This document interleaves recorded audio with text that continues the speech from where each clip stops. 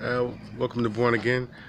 This is Yazi, and wanted to tell people a little bit about uh, what a prepper, or what I've learned about being a prepper, and how I'm trying to also make myself into a survivalist.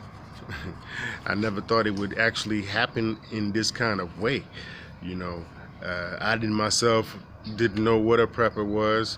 I was introduced to the term prepper by a gentleman here, and he explained it to me. You know, and myself, in Ghana here, the light is going on and off. Early on, when I came in, let's say 2012, around 2012, and those that time, you know, the light was going on and off, and not sure how you'll be able to have a computer school and those things, you know, because they were damaging the equipment. So, you know, going forward thinking, you know, we plan to have a stabilized system with our next business. And when we got this place, when we were able to attain this place right here at the Riverside, you know, I had no idea. I didn't know, you know, I thought the Riverside was just a beautiful place to come and look and do boats up and down, you know, that sort of thing. And even I thought of fishing. I like fishing. I fish, you know, and I thought of those things, but I didn't think of it as in terms of survival. So now here we are in 2020, faced with all these shutdowns and whatnot, and you don't know how long it can go. So, you know, the way it has worked out, you know, for Born Again Africa and for my family here, you know, the way my mother laid the cornerstone, Brenda Karima Muhammad, God bless her spirit, and we thank her as an ancestor for having the vision to come and put a place like this in, you know, so that we can also be established here, you know, and make it as a survivalist or a prepper, or however you call it. Me, I'm doing my best to live here, you know, and I think about all of these things, you know, like I was saying, this particular quarantine and things that we are dealing with right now, you know, it affects everybody's business. So a lot of people's income has reduced. You know, people are not now moving around, going out, socializing, and you know, some in restaurants and hospitality businesses are the first on the front line of that, and are immediately impacted. So I'm among.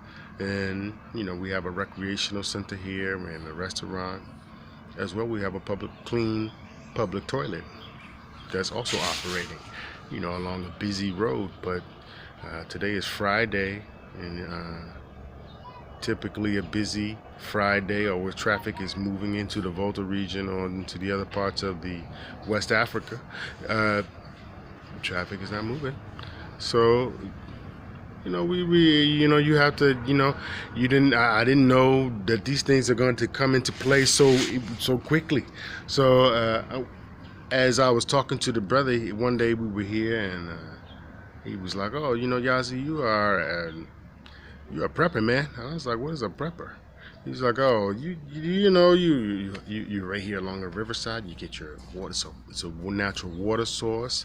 You can boil the water, use it to drink. You can fish in the river, get fish to eat. You can use the water as gray water, you know, to bathe yourself with, to, you know, so many different things." So I was like, I didn't really think about it. He said, "And you have a solar system, and you know, you are right there." I was like, "Well, you know, it's not only that. Now that you mention it, we also have a biogas system." And he was like, "Oh." And I was like, "Yeah, but I said, not just the biogas system, but we also have built with a lot of natural materials, you know, right from the earth here that we will establish our place with." So, you know, my mind was going into the ecotourism, and that we are a place that also can attract those kind of people. So, but I wasn't thinking along the lines of survivalists. I also have a small garden, I'll call it, you know, that I use to feed into our restaurant. That was part of the, you know, the plan of our business.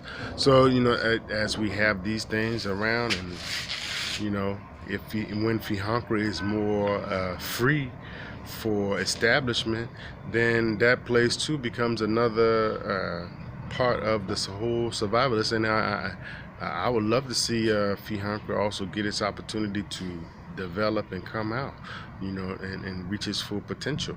So I do farm there. I have a garden that I normally do, plant cassava and corn, and I have some trees there, mango tree and lemon tree, sour sop. There are several, plantain and banana. I have so many trees there. So you know, and it's 3 plots. My sister, myself, and my mother. My mother's plot, which has been developed, and we, you know, so these are another things that when I think of Ghanaians, and you know, people that are not so dependent on people to feed them. So, you know, so Ghanaians are different, or I would even say a large percentage of the world, probably, you know, especially outside of the Western world, they are not dependent on ShopRite, and, you know, Malcolm, and Walmart, Food Lion, those businesses, you know, that are like that. They are not. So, you know, you either go to the market where people, you know, that are growing their things come and bring their things and come and sell. So that's a very different from the, you know, shopping centers, food services that, you know, in the West that people are familiar with. And, you know, and I think that's, you know, that's great. Also, people know how to go and carry water and, you know, treat themselves with herbs and those things. You know, people are not that far away from